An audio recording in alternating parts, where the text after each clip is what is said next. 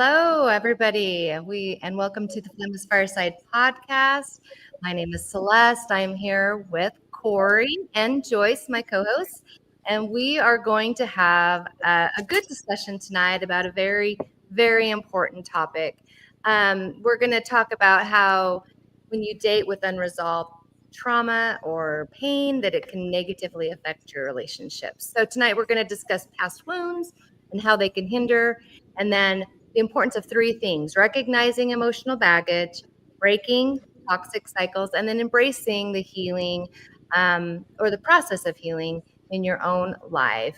So the phrase that we've come up with is hurt people hurt people. And I'm sure you've heard that before, especially within the singles world. That's used quite a bit. And Joyce, do you want to just give us a quick definition of what that might mean? Hurt people hurt people. Well, for me, I think that what it means is that when you're in a relationship and you're feeling that you've been hurt by someone, or you're not connecting with someone, and it's a painful sort of experience, often I think it's important to step back and say, okay, this person has been through some pain. And so part of what I'm getting from them, part of the reaction to things and so on, is that they've been hurt.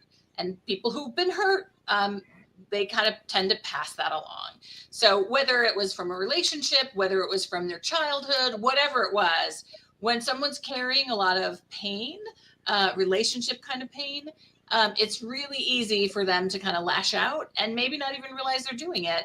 And so hurt people hurt people. Hurt people. Yep. Thank you. The idea that came to my mind that was just kind of like an example to help people kind of grasp what that would mean. It would be kind of like, this is what came to my mind, kind of like a member of the church who has a really tough time at a ward and becomes really offended and hurt by something that happened at the church. And so they choose to leave the church. And then down the road a piece, these missionaries show up on their door, knock, and hey, can we share a message? And this person lashes out at the missionaries. Now, the missionaries haven't done anything wrong, right? But the hurt within that person that was festering tended to come out and hurt those missionaries. So, yes, it's like a reaction to what you have been through. So, this can happen in families. This can happen in romantic relationships. This can happen in any type of connection with people around you. So, as we discuss this, we're obviously going to keep it on a dating, romantic relationship level, but maybe as you recognize like signs and recognize how to heal or to offer forgiveness or patience, it could go into other areas and other relationships you have in your life. So we're going to go over three questions today. And one of them is, why do people who are wounded sometimes wound others? How does self-esteem or how does self-reflection benefit personal healing? And how does the gospel of Jesus Christ help to break this cycle? So it's a tough cycle.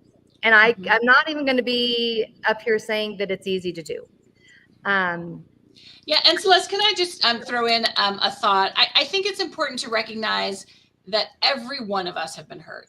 It would be naive to think that there are a large percentage of the population who haven't experienced that. And so I think it's a really important thing to know. Everybody has been through some level of pain, some kind of hurt. And so I think we should start with that premise.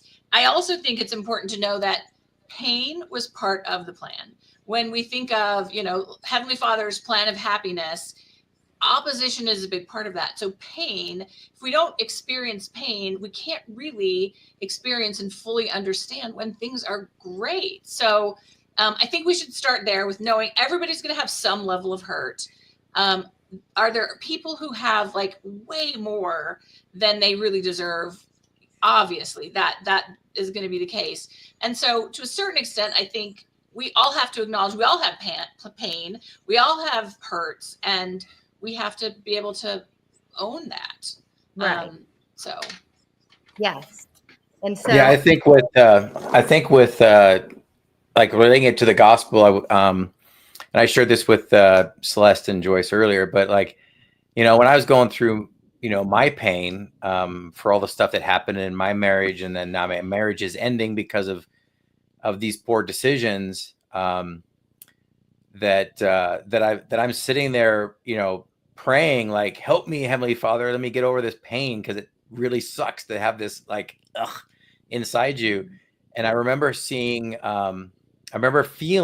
to myself like, the Savior didn't just die or didn't just suffer in the Garden of Gethsemane for sin.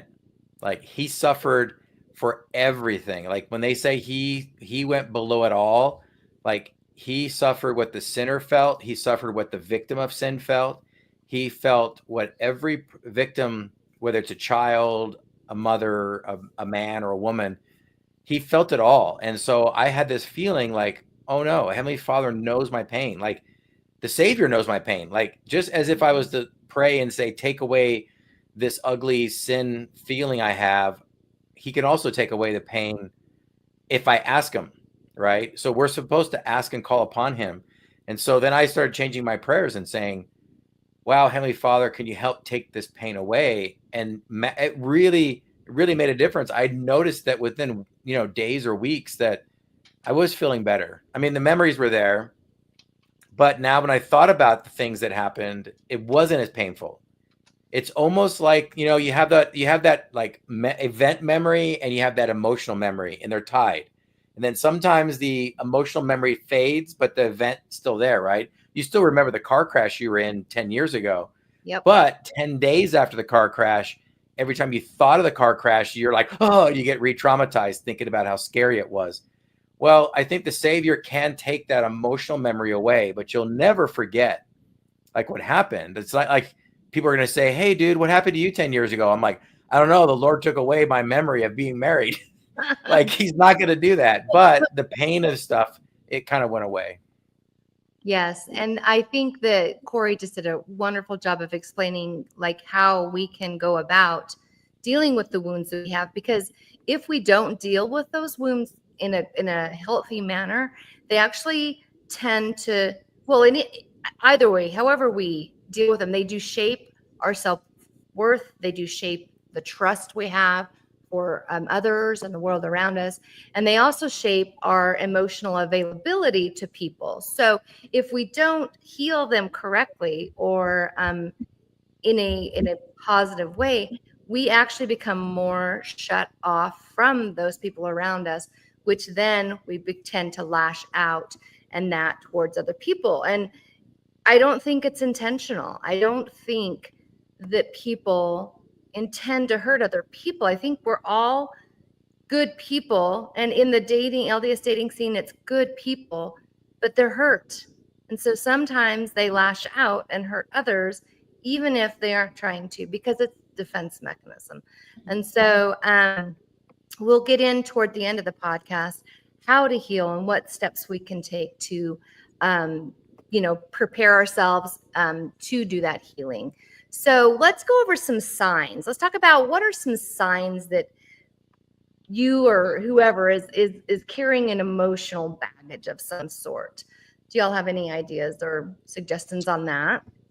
Well, I think one of the things that stands out for me is people who are who don't really engage very well. People who avoid getting to know people who, I feel like there are a lot of people who just don't put themselves out there, and it's because they've been hurt. And so they might be lovely people. You might see, lots of really great things about them, but they just, they might show up at a fireside, but they don't engage with people. They might have a brief conversation with you, but don't ever want to take it beyond there because they just aren't willing to kind of put themselves in any level of risk because they're afraid of kind of additional pain, afraid that you're going to do something that, might trigger from some pain or from experience that they'd had previously. Yeah. I think the key word you just said was fear. Mm-hmm. I think at the core, they're afraid of getting hurt again by whatever source hurt them in the beginning. And some of this might be childhood trauma, and they're not even sure where it stems from, but it is this fear. And so we have to kind of consider, well, how do we get rid of the fear, which we will discuss in just a little bit. Do you have anything to say, Corey? Well, I think like fear of abandonment is something that's common out there. I think because we've all been through divorce.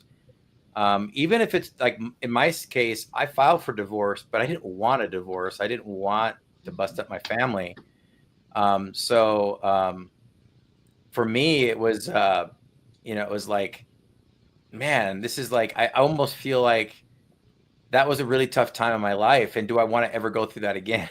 I mean, sometimes I think to myself, like, man, all the stuff I went through, what if I get with another woman like that puts me through the same stuff? And, I don't want to have to suffer that again. So it's like your defense mechanism is like, I'm not dating, never getting married. I'm going to be a bachelor. I'll just be an angel in heaven. I'll go and do, I'm okay with being an angel. I'll be an ministering angel. I'll just, that'll be it. Yep. And I think you're right. It's like as soon as you see and that other person that you're talking to or dating, even if it's something little, tone of voice, a certain word, an action, whatever, like you tend to think, I know this. I've been here. I've done this. Oh, red flags. Yeah.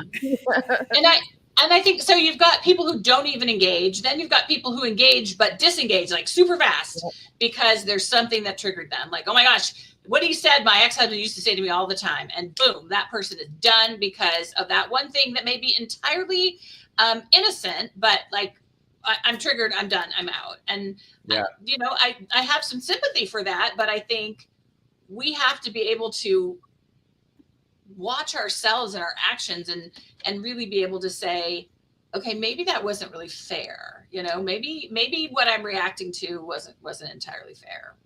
Right. Yeah. And there could be dangers in like your own behaviors could change. Like for example, you could wind up overcorrecting, right? So maybe you're like, oh crap, man, my husband used to sneak around with his laptop and his phone, and then I had no idea that he was doing, he was addicted to pornography or whatever it was, or chatting with other women or whatever it was that you found out, and now was traumatized by it. So now you get with a really nice guy and you're like, I need your passwords. I need access to your phone. Why are you in the bathroom with your phone? I'm using the bathroom and I'm reading the daily news. How do I know you're not doing porn in the bathroom? And so you might become your own worst enemy and your own worst person in the relationship when you have a nice guy who's not doing that stuff, That's right. That's called projecting, right? Yeah. Projecting the pain of the past onto our new partner. Or assuming that their behaviors are similar, right? Like what if a guy likes to play an hour of video games a week and you are stuck with a guy who was like playing video games 8 hours a day, 6 days, 7 days a week. And you were like, absolutely no gamers. If I find out a guy plays games, I'm done. I'm out, right? But you don't know. He could just be like, hey, I do an hour a week. It's a de-stressor, or maybe I play with my sons. Like my sons live out of state and we do an hour together where we get to do a campaign. And that's my gaming time. And then you're overreacting and going, oh my gosh, he's a gamer. He's going to become addicted. And you're having these flashback traumas. And I do think it's okay to have preferences. It's okay for someone to say, I'm not, I don't really want to, date someone who's a gamer. But if you throw them away because you think that there's something they're not based on what somebody else was, then you're doing yourself a great disservice. So again, it's okay to say, I have a preference. I don't want someone who, X, Y, or Z. But if the reason you're doing that is out of hurt, you may be missing a great opportunity. Right. And when you do those types of things, when you throw someone away because, they're a gamer, I'm not even going there.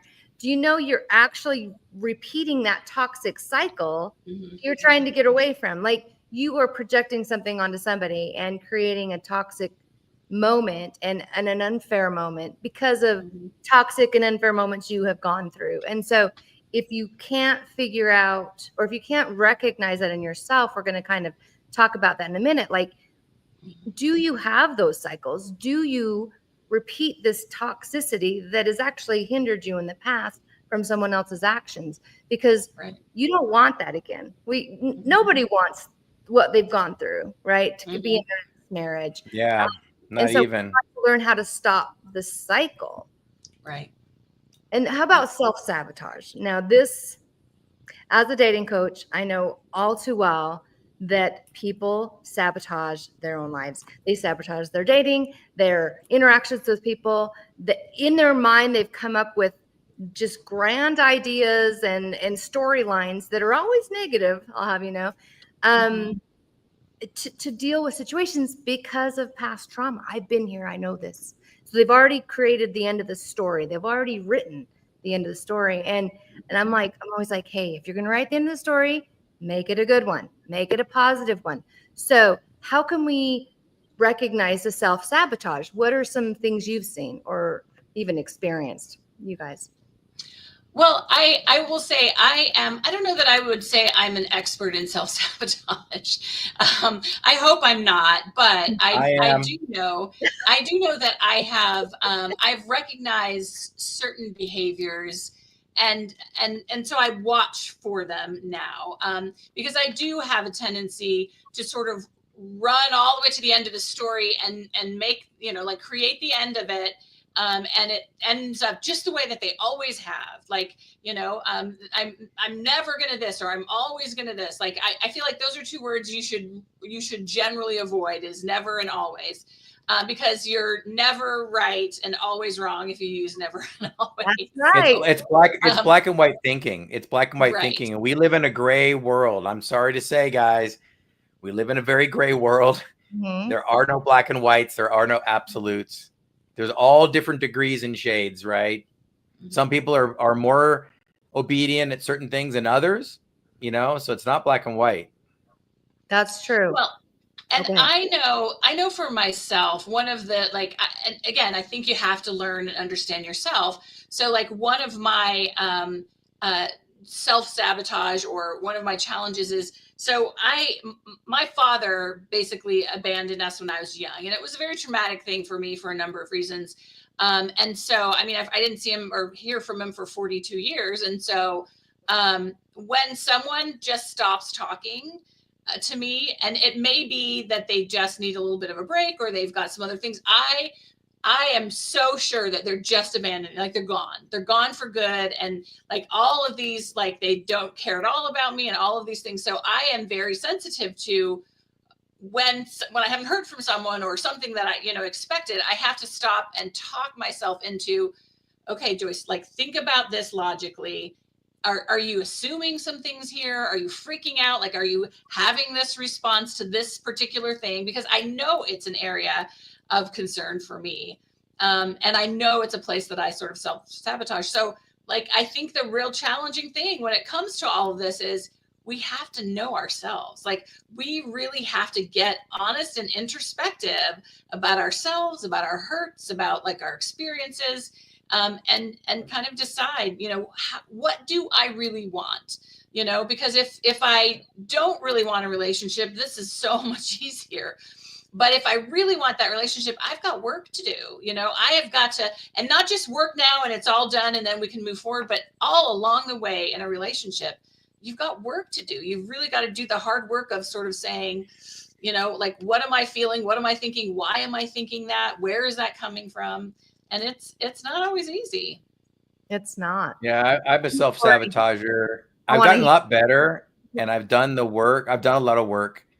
I know I haven't talked much about like the work I've done. I've told some people, but I've tried a lot of things. I did the classical like therapist work, after my divorce, to try to make sure, our marriage counselor became my personal therapist, and she actually told me, like, flat out, she's like, you will marry another person just like who you divorced. I guarantee it, because that's all you know. I got married at 22, 23, right around there, like 22 and a half. I got married young, jumped into a crazy relationship, rode that out for 22 years. And she's like, that's all you know. Yep. Like, Yep. and so she was trying to explain, like, I had to go through a lot of techniques and learn some new skills. One of them was, and I'll say this to the guys, like, a lot of us guys, we like the crazy women. because it's like this exciting roller coaster ride, you know. Like you ride this roller coaster and you're like, oh wait, what, baby, what's going on? And then they're like, oh, I'm so sorry, honey, I'll make it up to you, here's loves and kisses, and you're like, haha, yes, this is great. And we ride that roller coaster and we think it's a great time, but it's not over time. And so the therapist was like, Corey, when you meet a normal, healthy woman, she's going to seem boring to you. And I have to always remember that, because I'm just like, Yep. boring. And I'm like, wait a minute. No. I don't want crazy. I don't want the No. wild ride. I don't Nope. want anger and fighting and yelling and screaming. But guys like crazy girls. And it's really, that's why there's 50-60% divorce rate, because women like bad boys and guys like crazy chicks. And it's just, yeah. Well, honestly, because divorce rate is really high for second, third, fourth marriages, right? Like once you've been married and divorced, I think it's like a 25% chance. That's because my therapist said you will marry somebody you were with because you haven't fixed it. Because you haven't fixed. So that's what this is about. We are trying, if you have wounds, and guess what you do, as we all do, we want you to this isn't a podcast about you projecting this to other people. Oh, my so-and-so should be watching this. And no, this is about you. We want to help you grow and you develop, because all of us have wounds. We could sit and point out other people's wounds, but that's not what we're here to do. We're going to help us, help individuals, help ourselves. So we are going to. One thing I just want to say on that is I think what's really important for us to remember is that we all have been hurt, but that it is through those experiences and overcoming them that we really do draw strength in our lives. Like if we did not have challenges, if we did not have any hurt, we would not be able to survive in this world. And so it is by having those challenges and overcoming them that we really draw strength. And we're talking about like one little part of life in terms of relationships. And I'm not saying everyone, there's probably plenty of people who have had happy marriages, but have had all kinds of other trauma. But it is through those challenges that we have opportunities to grow. So I think it's really important. Like it's okay that we have challenges. It's okay that we've had pain. And now is our chance to figure out, okay, what do we do with that? How do we overcome that? Correct. Right. Exactly. So it's not like we're over here saying, everyone's broken, so you're all bad. No, like the truth is none of us are perfect. Everyone's imperfect. Everyone's been hurt. Everyone's carrying something with them, especially if you've been either a lifelong single and you've had lots of failed relationships, or if you've been through a divorce or two, it comes with wounds. It comes with scars.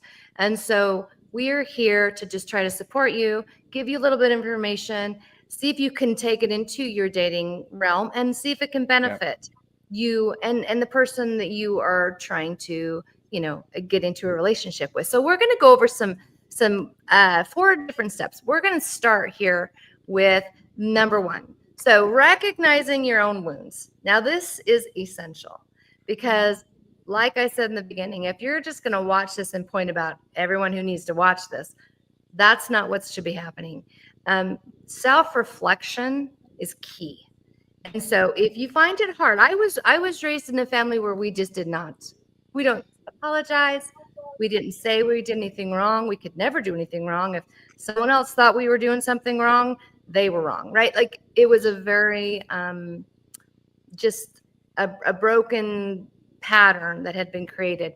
And so this is the thing that I would say. I was really young and I ran across, probably early 20s, and I ran across the scripture that said that the Lord will show you your weaknesses so he can make them your strengths. And I remember reading that and thinking, he wants us to see? Because I had been so programmed to not admit weaknesses that I was like, well, wait, why would he want us to see that? I don't get that. But that was the beginning of my journey to say, oh, I need to look at myself. If I do something, when I say something like, why did I say that? Why did I do that? So my thought would be, if you get a reaction from somebody that you weren't expecting, maybe stop and consider what it was you've done. or said, and your purpose behind doing it or saying it.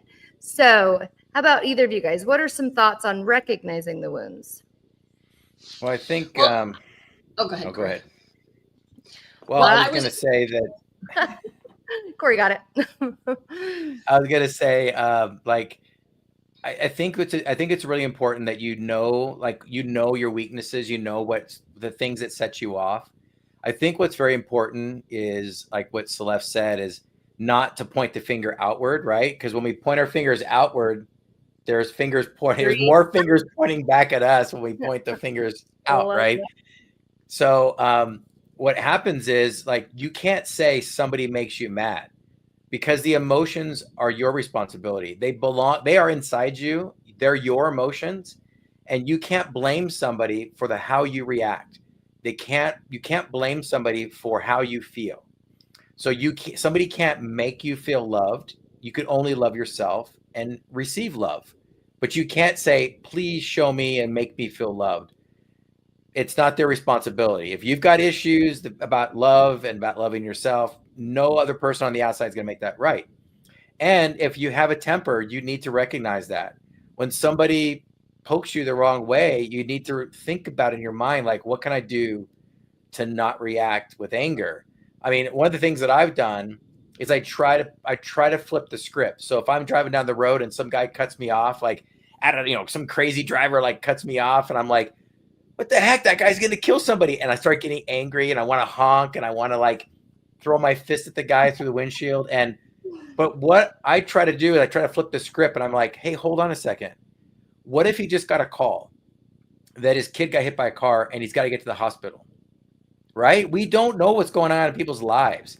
What I'm reacting to is I'm going, that guy just made me mad. No, I'm getting mad because of this thing on the outside. So how I curve my anger is to go, hey, that guy's probably having a bad day.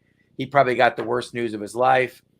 He's trying to get to the hospital, because I know how I was driving to the hospital when my wife with our first child had preeclampsia, and her placentas was falling out and there's bleeding all over my car. I was driving like a maniac. I'm sure I got a lot of people angry and flipping me the bird. But had those people known, like, think about it. If you flipped off a guy and he goes, my wife is dying and I'm trying to get to the hospital, how bad would you feel? Like, you'd feel like a jerk. Like, I flipped off a guy whose wife's dying. So, like, you have to, like, flip the script. If you have anger issues, you've got to say, this person is not trying to make me angry. They're not That. waking up to say, I'm going to piss Corey off today. No, and and I'll give you time, just 1 second, Joyce. But when Corey was saying that, I was thinking of that line, and I don't remember the name of the song, but it says, "In the quiet heart is hidden sorrow that the eye can't see." So I think sometimes you're right. We need to offer grace. We need to offer that to people who might be hurting us, because we don't know why, right? We don't know why they're hurting us. But so I guess we need to turn back around to us. Okay, Joyce, what are your thoughts? Yeah, no, I was just going to say that I think one of the things we need to do is to watch for our own patterns. So things that we see repeated, like if we're saying to ourselves, why does this keep happening? Like, why is this always the way? Again, always and never. Why is this? Why did these never work out? Why does this always happen to me? Then I think we need to be able to look at, okay, what is it that I'm doing? What is the experience? What can I do differently? And sometimes that, we kind of look back and figure out the why behind what I'm doing is I'm afraid. I'm afraid that it's going to be the same. I'm afraid that this person's going to do what that person didn't do. I'm afraid I might be making a terrible mistake. So I think looking at our own patterns can be really helpful. And then I also think, I am so grateful in my life for friends who sometimes are a good reflection to me when I'm sort of talking through something. I have my best friend is so great at saying things to me in such a gentle way. I don't know she's correcting me or that she's like pushing me. Like, she's so good at sort of asking certain questions that make me stop and think about things differently. And so I think having someone one in your life, and that might be a therapist. Honestly, it could be a therapist that you're going to. It could be a dating coach that you're talking to. It could be a best friend. It could be your mom. Could be your sister. But like sometimes being able to talk through what you're feeling and have someone reflect back to you and help you sort of see maybe what you're reacting to isn't reality. Maybe it's kind of what you've built in your head. Yes. And so I think it's like I said, it's looking at patterns, but also it's being able to have someone help you reflect. I think can be really, because we're not always really good at doing that on our own. You know, like we only have one conversation in our head. If we can get a different voice in there, sometimes I think that can help. It will change, or it will change your whole life. Oh, sorry. It will change your whole life if you focus on yourself. Like if you stop saying other people are doing this to me, other people are causing me pain, other people are pissing me off, other people, you know, why can't people just love me? Like if you're just outwardly focusing all the time, then you're ignoring everything inside. But if you can walk through the world going, why do I feel that way? And it's also going to help you know when the spirit is speaking to you, because you're inward focusing. And when you're out and about, you're going to have that clarity to where you're going to say, I know what that person needs right now. You're actually going to be able to know when somebody needs a compliment. Like you have no idea. I've actually practiced this, and I've had promptings where somebody said, hey, you need to tell that person they look great today. Like, I don't know why. And it's scary because you're like, oh no, they're going to think I'm a creeper. But I say it, I go, hey, you look really nice today. And they're like, I needed that. And it's like, I'd say 5-6 times out of 10, they actually say, I needed that. The other times you just see their face glow like, oh, thank you. Right. But if you're constantly focusing on why everybody else is, you know, pissing you off and making you mad and upsetting you, and you're not thinking about why you're having these emotional reactions, because the emotions are yours. You can control them. A person can insult you and you can just go, that's funny. That's a good one. Or you could overreact and go, oh yeah, you're a jerk too. And then you can have these emotional reactions. Right. Well, and like it was said, oh, sorry. Give me 1 second, Joyce. Sure. Just that what it said earlier, like there is a big difference between responding to somebody and reacting to somebody. And so you're absolutely correct that we get the choice on how we respond to whatever's going on. So you might, or someone might be in a relationship where the person you feel is constantly hurting you. Guess what? You're not the victim. You can walk away. You can say, you know what? I'm not going to put up with this anymore. I'm leaving. You always have the right to get out. Like you can choose your response. Now we need to temper our reactions, because the reactions are those like split second decisions. And it's just like, you know, the emotion takes over versus the logic. And so I was going to say one more thing just on how to recognize wounds. I know we were talking about therapists and things, having friends, but do you know, I think one really good way is journaling. And I love journaling. Yes, it is just you and your book, but if you use it properly, if you make it, I don't care if I'm putting punctuation, I don't care if you can even read this, I don't care. I'm just getting this emotion out of me and on this paper. If you do that regularly in moments where you're feeling these frustrations or hurt or sadness, you might see in yourself that there is something that you are doing to exasperate the moment. And so those are the moments you can't choose someone else's actions, but you can choose how you're going to react to them, and you can alter it and tweak it to where you don't have such severe reactions. Go ahead, Joyce. Yeah, well, and I was going to say about journaling, Celeste, I think what's interesting is you're right. It's just you and it's just your journaling. But I believe that you are a different person when you come back to it. So in other words, there are two voices, because there's you when you wrote that, and then there's you when you read that. And so sometimes it's helpful to kind of see. But the other thing I was going to say is that I think that often we forget that we give people permission to have an impact on how we feel. And I was thinking about this just today. I was thinking about, like, think about when you're at a dance, okay? Like dances are just a good opportunity to have a lot of other single people around you. And so think about that. And you have someone that you'd kind of like to get to know. And so you get the courage to go up and ask that person to dance, and they tell you no, they're not really interested. And so you're devastated because that one person that you picked, you now have kind of given them permission to hurt you because they didn't like you. And yet there's probably 20% of the room that you don't even care what they have to say. Like, you have just, like, they could tell you they don't want to dance with you. Like, I don't care. I don't want to dance with you either. Like, so you've given that person permission. And so I think because it's you that gives them permission, you also can make the choice. I'm not going to let that destroy me. I'm going to say, hey, okay, great. I know now she's not interested, or he's not interested, or whatever. But we have to remember, we've given them the permission, so we can choose not to let that hurt us. So not always easy to do, but I think that we can choose that. Yeah. And just one slight little thing here. Joyce is not saying you can't feel hurt. She's saying don't dwell in it. Don't dwell there. You can be like, oh, dang, that's kind of sad. And that makes me sad. I really want to get to know this person. But well, that stings, right? I respond and move on to someone else. Right. But I don't want people stuffing their emotions. You got to validate, okay, that was crap. It felt like horrible. And disappointment. You can be disappointed. You can feel a lot of things, but don't let yourself be devastated by someone you just met. Like, just, Exactly. All right. We're going to move on to number 2. We're going to talk about taking accountability. This is probably going to be like the hardest step of all of it. At least it was, like, it's for, like I said, my childhood. Like, we weren't accountable for anything. Like, we didn't do anything wrong. Like, it was everyone else's fault and whatever. So I know that there's people out there that are probably raised in a very similar, family as mine. And so taking accountability, saying, oh, dang, first of all, I shouldn't have done that. Or secondly, I should have reacted differently to this situation. It's tough. It's tough to have to say, you know what, I'm imperfect.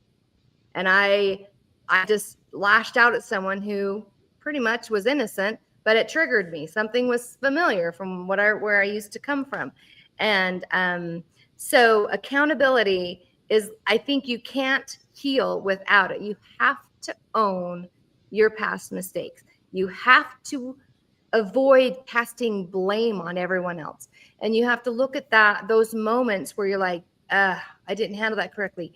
How can I embrace this situation to improve myself? And that's where journaling comes in too. Journal. Dude, I did not handle that correctly. Next time I'm going to try and do this.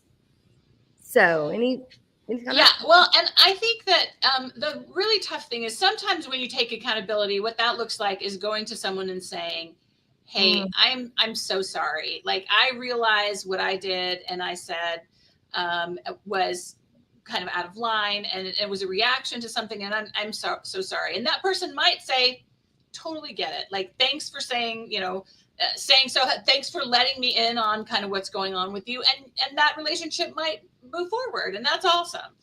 But sometimes that doesn't happen. Sometimes you have made a decision, and it like, you just have to take accountability that the things that you did and the things that you said have had this result. You don't necessarily have to carry it around with you like this big, I'm a terrible person or whatever. But I think sometimes you have to say that relationship didn't move forward because I did some things that were not conducive to that. And I want to do better next time. Like, it may not fix what you're working on right now, but to be able to look at yourself honestly and say, what could I do differently so that next time it turns out better? I think that's also accountability. Even if you can't fix it, it's still important to take that accountability. And show yourself grace. Offer people grace and give yourself grace, because we're imperfect and you're going to make mistakes and you've got the wounds and they're going to affect you and they're going to affect your relationship. But if you're willing to say you're sorry, if you're willing to just really eat crow and just be like, gosh, I don't know why I did that. I would just say to people, caution people. One thing that doesn't fly. Actually, we all know why we do stuff. That's the accountability part. The problem is we don't want to admit that we know. We say, I have no idea why I reacted that way. Yes, we do. We just don't want to admit it. Sometimes they don't. Yeah, we don't know yet. So patterned. Like, if it comes from their childhood, it's so patterned. It's second nature, and they don't know. That's why you have. Well, that's where the self-reflection and the work has to come in. Because I'll tell people, like, when I get quiet, it's because of the patterns of like, if I complain or if I address this issue, it's going to spin this whole thing out of control. The other person is going to get offended. They're going to respond in a huge negative way. And so a lot of times I just clam up, and I have to tell people like I've had people that tell me flat out that like, dude, I said something to you or I did something and you shut down. Like you went quiet. And then they were like, what happened? And I was like, okay, I have to be honest. I've had some issues in the past that I didn't feel comfortable. I didn't feel like I was free to tell like what was going on. Like I didn't feel free to express what was happening or how I didn't like a certain act, you know? And so I said, yeah, I'll just shut down. And so I'm working on that. I'm acknowledging that I have that. So here is what I felt, and I'm going to get better. Now that you're not responding like what my fear was, then and you're responding to me in a very open and calm way, then now I can respond more now. But like in the initial beginning of a relationship, you're kind of filling each other out. And so if I get like something like, oh, I think that person's manipulating me, I think that person's they're like setting up a situation for me to react. And then, so I'll be like, oh no, manipulation, red flag. And then I'm like, oh, wait a minute. That's me and my issue, not them. They're not waving the red flag. This is something familiar in the past. And I got to recognize that. And you're like, wait a minute. Well, and I think that it takes a lot of maturity to say, hey, I did a thing that hurt our relationship. Like, I'm sorry. Like it takes a lot of maturity. And there are a lot of people who may never be able to do that because they just don't have that within them. But you used a phrase, you talked about eating crow, Celeste. And so I learned a really great comment once on the concept of when you've got to eat crow, better eat it while it's hot. And so I love that because I do think like when you know you've made a mistake, don't let it linger. Like get on top of it. Just like take care of it because it may be tough to swallow, but it's not any better when it's cold. So eat it while it's hot. Yes, that's what I was going to say. So I'm glad you kind of brought that back around. If I would give one word of advice to people, don't move. Like, let's say you recognize, oh, shouldn't have done that. Oh, crap. I'm going to treat this person kinder. I'm going to be nicer now. I'm not going to do that again. And you go back into the relationship as if nothing ever happened. You don't apologize. You just move forward saying, I'm going to be a better person. I would tell you, please, please, please don't do that. You must deal with it because the other person still has the hurt. The other person still has whatever it is that came from the situation. And if you come in and act as if nothing ever happened, it makes it hurt worse. So yes, do it now. Just own up. Say, dude, I don't even know why I was lying to you. I have no idea why I lied to you or whatever. Actually, I do. Like I will tell them flat out. I'm like, I lived in a situation that required me to walk on eggshells, know when to say things and when not to say things.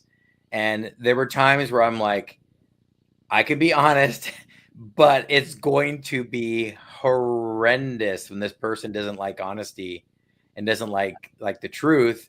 And so it's like, no, dear, of course not. You know, it's like, well, I mean, for example, it's like, oh, I was working for myself. I had my own business at the time, and a buddy of mine said, hey, dude, you got anything going on this afternoon? I'm like, no. He's like, let's go play golf. And I knew that if my spouse, what she would react, she'd be like, how dare you go play golf when you could have spent time with me, right? But she was not a kind of person that would be like, yeah, go have fun with your friends and play golf. It was like, it was somehow an offense to her. So I would just not tell her that I went and played golf because I didn't want the grief. And if I would have called her and said, hey, my buddy wants to go play golf, then the fights start, then the yelling and screaming and the crying and the hurt and all that. And so a lot of times I have to tell people, look, I'm practicing not omitting or holding things back because I'm afraid that you're going to blow up and have a big old tizzy. So a lot of people who've been through like crazy, crazy marriages where you're just trying to keep the peace and not set that person off, it's super, you have to tell people, look, I'm not a liar. I'm not, I just avoid like a bad situation, right? Yes. And we see that Joyce is now Everett, but that's I okay. don't know what happened. That's okay. She turned her camera off, I think. No, I'm trying to It's all figure that good. out. Okay, Yeah. but so I was gonna say really quick before we move on to the next one. Actually, I'm just gonna move on. Oh, there she goes.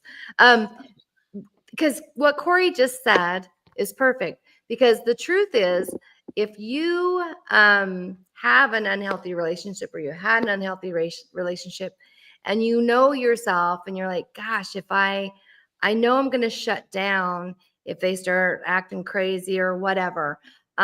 This is where it becomes your accountability to choose healthier relationships, like Corey pointed out, because there are cycles.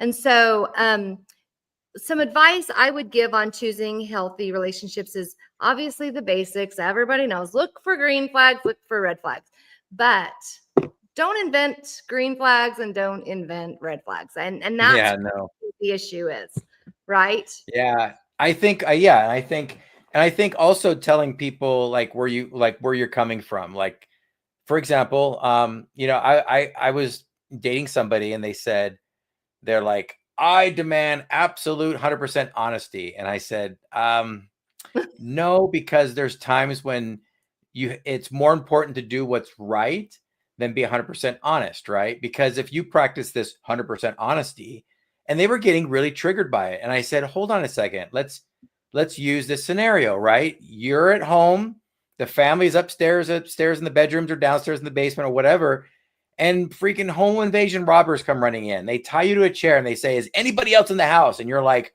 I cannot tell a lie. My family is downstairs and go grab them, right? You're not going to be a knucklehead, and you're going to lie to the bad guys and say, I'm the only one in the house.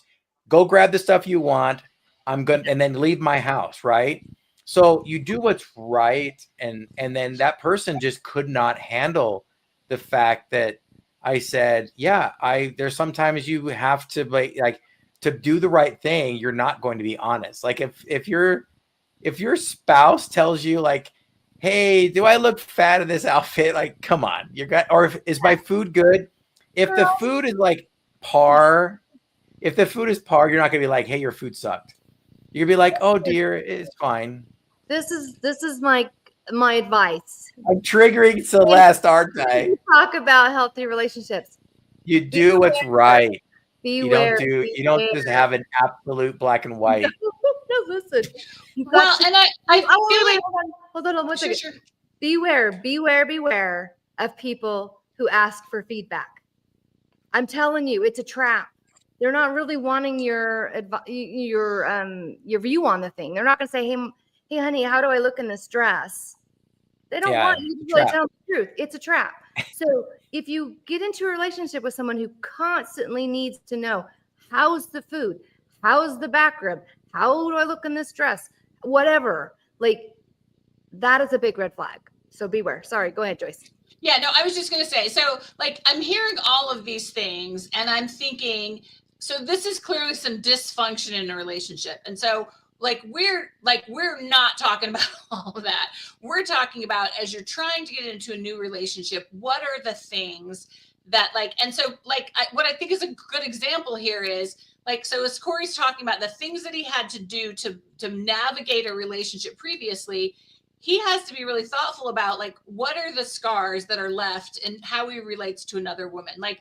You might be dating someone and you neglect to tell her where you're actually going because you're so fearful of what happened before. Mm-hmm. That's not a good place to be. And so what we talked about is owning it, being accountable for it, and being able to say to her, listen, I'm going to be honest with you. And I'm going off with a friend. He invited me. I want to spend time with him. If that's a problem, you deal with that problem. But the work, but it's your fears. It's the fear that I have to work on because it was I was related to the poor dog you get from the pound, and then you pick up the newspaper and the dog wets the floor and runs for his life, and you're like, all I was doing is pick up the newspaper. And you're like, Yeah. oh, wait a minute. That dog got beat by a newspaper. So I have to recognize that I got beat by a newspaper every time I said I want to spend time with friends, or I want to go play basketball, or I want to. And it was always like, and so my reaction now is like, I'm dating a girl and I say, I want to, yeah, I'm not even going to ask. I'm not even going to say it because I don't even want to. And that's my issue to work on, right? It is. And this is the thing. If you find yourself, let's just go with Corey's scenario here, where he's afraid to talk to someone because he's afraid their reaction. So let's say he does, and they do have that same reaction where they're like, well, why wouldn't you just want to spend time with me? That's when you realize I have a choice. I can continue on with this. I can get out of this. Because at every moment you have a choice to respond to whatever it is people are doing. If you choose to be quiet, because sometimes the fight, right? It's not worth poking the bear, right? But if you choose to go past it, you cannot bring it up later and pull it out as a defense, beat them over the head. Because if you're going to deal with it, bring it up then. But if you, at any given time, you can get out of whatever situation you're in because that is your right. And I think some people think I have to stay with this. No, I mean, you can choose to. You can make goals and say, hey, I'm going to try to forgive. I'm going to try to be patient, whatever. But at every given moment, you have the right to respond in a healthy manner if the other person is not responding in a healthy manner. Yeah. So. Okay. So I wanted to point out one more thing since we're talking about healthy relationships. I know we had this up here before, but I do want to point this out. If you're looking for someone who is healthy, you need to recognize that if they are struggling with wounds, they are going to be dealing with anger. They're going to be resentful. They're going to be very withdrawn in moments. You're going to see these shifts within them that should be red flags. Now, that doesn't mean you have to run for the hills. That's when you take it to prayer to the Lord and you decide what you want to deal with and if you can deal with it. We're all broken. We all have. If you're going to run from everyone with a red flag, you're going to always be running because that's just, no one's perfect. But look for those big ones. See if there are options moving forward. Pray about it. If there's not, it is okay to get out. It is okay to walk away because you have the right to respond. So I just wanted to throw that in there. Was anything else on the healthy relationships? I know, Joyce, you kind of were in and out on that. Yeah, sorry, I don't know what happened, but I was. Well, I'll add a wrap up conclusion. So the person did come to my side a little bit because I said, hey, so I just want to make it clear that if a bad guy wants to know if you're home and they don't see you, I'm to be honest and tell them you're home, right? And then they thought about it. They go, yeah, maybe not that one. Well, hey, in couples counseling. So I said, well, you want honesty. You want 100% honesty. And so when a bad guy puts a gun to my head and says, is there anybody else around? I'll make sure to tell them you're around. And they should have put a gun to your head now. Yes. And, I know. But they came to the understanding that, look, there are situations where, if somebody's trying to get information out of you because they want to scam you or they want to, break into your bank accounts, like you're going to lie. I mean, do you have any kids? No, I don't have any kids. But you're lying. Yeah, because I don't want somebody to use my kid's name and a password or something, So, I mean, there's situations where you're going to say, like, I don't want to give information out on the internet or information out to somebody who's, talking to me on the street. Like, hey, do you have a family? Do you live close by? Like, you're going to not tell all that stuff. So exactly. And I was one more thing that I was going to just say really quick is that if you've ever been in couples counseling, marriage counseling, they suggest not everything has to come out. If it's not going to be something that's positive, that's going to move someone forward, you don't bring it up. You just need to be selective on what you talk about. So yeah, you don't want to get into a relationship where you have to be, like if somebody says, tell me like all the bad things you ever did in your life. I'm like, no. Like, have you ever done this? No, I'm not going to talk about that, Go ahead, Joy. So relative to healthy relationships, I think that it takes time sometimes for us to figure out what looks like a healthy relationship to us, especially if we've been in a difficult one. Yeah. And I think that sometimes it's trial and error, and it's really tough because sometimes we pass up on something really great because we didn't know it's what we needed or what we wanted. And so I think we have to give ourselves some grace as we figure it out and trust that the Lord is not going to like put all the marbles in this one thing. But I think like it's okay for us to take time and to step away from something that doesn't feel like a healthy relationship. And maybe in the end it could have been, we just didn't feel it, or we weren't ready for it, or whatever. But I think we need to give ourselves grace because maybe we do make mistakes. Maybe we, pass up on someone who's great because we weren't quite ready for that. And it's okay. It's okay. You got to give yourself. You know what? The Lord will continue to try to redirect us. He will continue to put good people in our path. And we have to let go of that belief that there's just one person out there. That is not the truth. So he will move us forward if we skip on someone or whatever, if we hurt them and they choose to leave. There are more options. He will bring them to our in our lives, and he will have them cross our paths. Okay, last one. We are going to talk about seeking healing. I think this is the most important part of it, besides recognizing that you need to be healed. Healing is sometimes painful. I mean, kind of think about it as I've got a big wound and I've got to put salt in it, because salt in it is what is going to make it. I'm sorry, someone just texted me and totally threw me off here. Anyway, when you have the medicine that hits the wound, it's going to be painful, but it helps the healing. So recognizing where you need to heal is going to be painful, but it's going to be wonderful at the end. So we're going to talk about how the power of the atonement, like has been brought up earlier, that is what will help heal those emotional scars.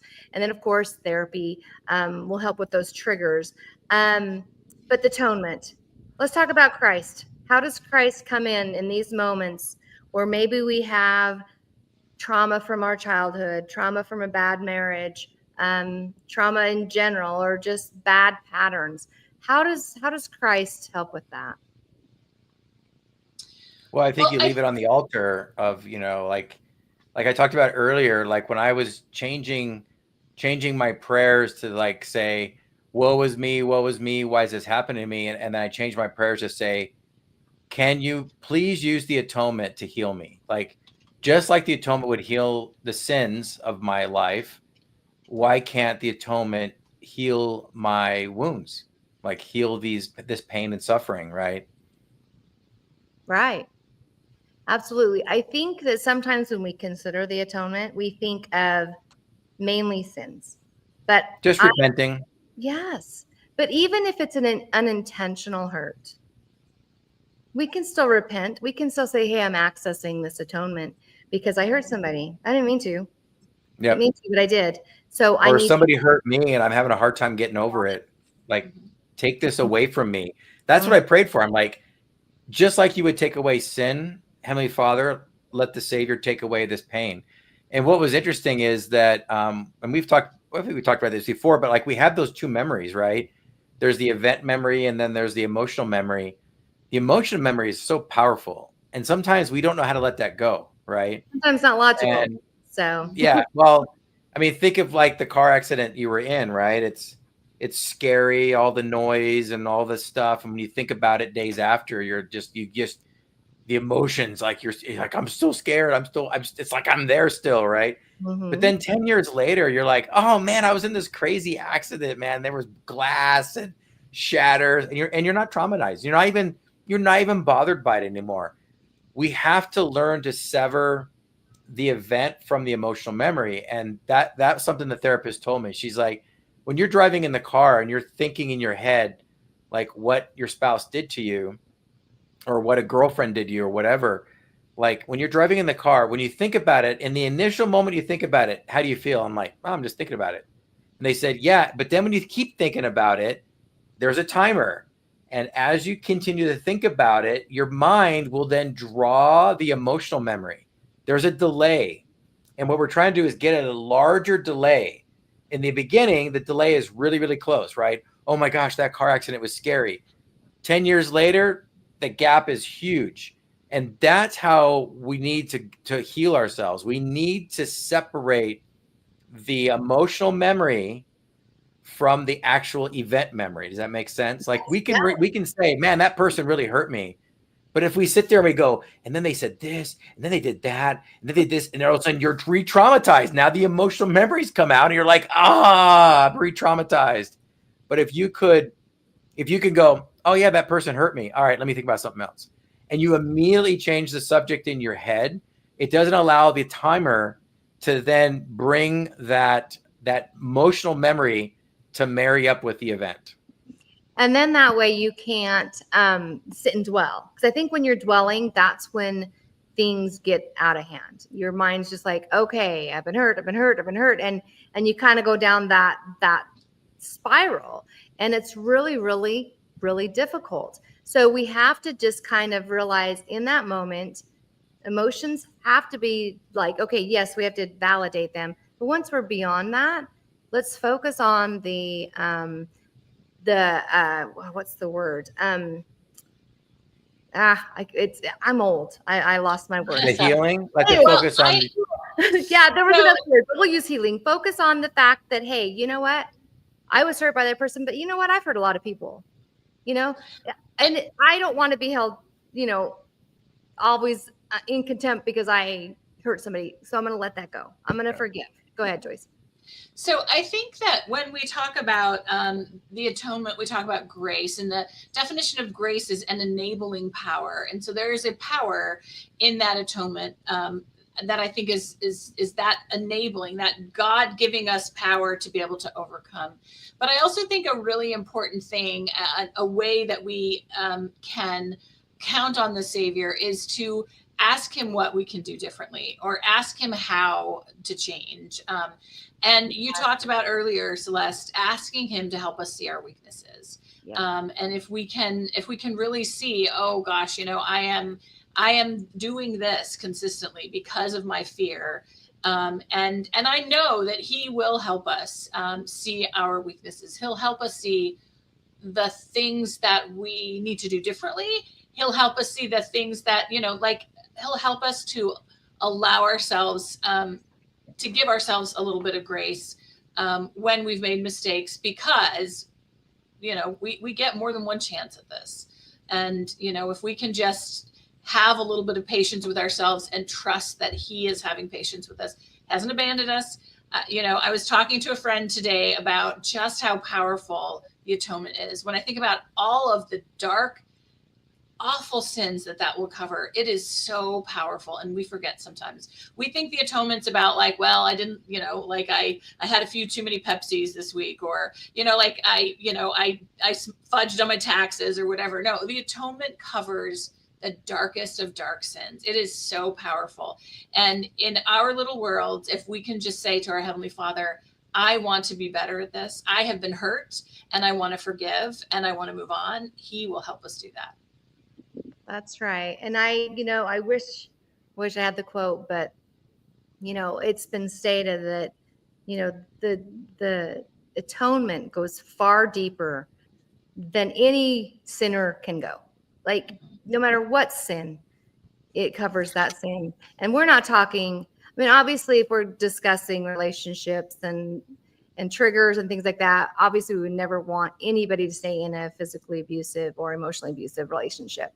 But if it's just someone who is hurt and is trying to heal, if you're the one who's hurt and is trying to heal, there has to be that grace allowed, and there has to be that patience and love to endure through the hard times. But to go off of what, just really quick, because I know that we're probably got to wrap up here, but to go off of what Joyce just said, is that we have to choose faith over fear. And I think as we choose to go to Christ with a humble heart, and hey, I've got all these wounds and I'm hurting people I don't mean to hurt. Please help me heal, and lay that on the altar, like Corey said. Give that to him and say, give me the faith that I need to endure this, to overcome this fear, because the fear is great. The fear can be terrorizing. It can be It could keep you frozen in your spot because you just can't get beyond it. So taking that to the Lord, I know we're going to hurry, but just the other night, I had dinner with somebody, and she was telling me about a time that she had a blessing from Elder Holland, ironically, and his thing was, hey, you pretty much demand what you want from the Lord. You tell him straight out, I want this. This is why I want it, and I want you to give it to me. And then you end with thy will be done. So he has there's no question what you want, and you are asking it fervently. Please help me heal. Please help me not hurt those I love, whatever. And then you always end with thy will be done. But I do believe that sometimes we kind of, oh, please, like we're a little more softer with it. But if we come, just get in there and say, please help me. Please help me do this. Why would he not? Why would he not? And here's a quote that might be the one that you were thinking of, Celeste. It says, it is not possible for you to sink lower than the infinite light of Christ's atonement shines. Yep. Perfect. That's the one I was thinking of. Any last thoughts, Corey? No, I think we just have to all recognize that we are the only people that command our emotions. We're the only ones that can react. We can allow people to get rise out of us or to cause pain, or we can just let it not in. Like if we can look at them and say, you know what, they're going through something, right? The guy cut me off, he's going through something, right? And it won't affect me. So if somebody's doing or saying something to upset you, you just have to think to yourself, hurt people hurt, and they're going through something. I'm not gonna let it bother me. I'm not gonna react in an emotional way about this. Perfect. Thank you.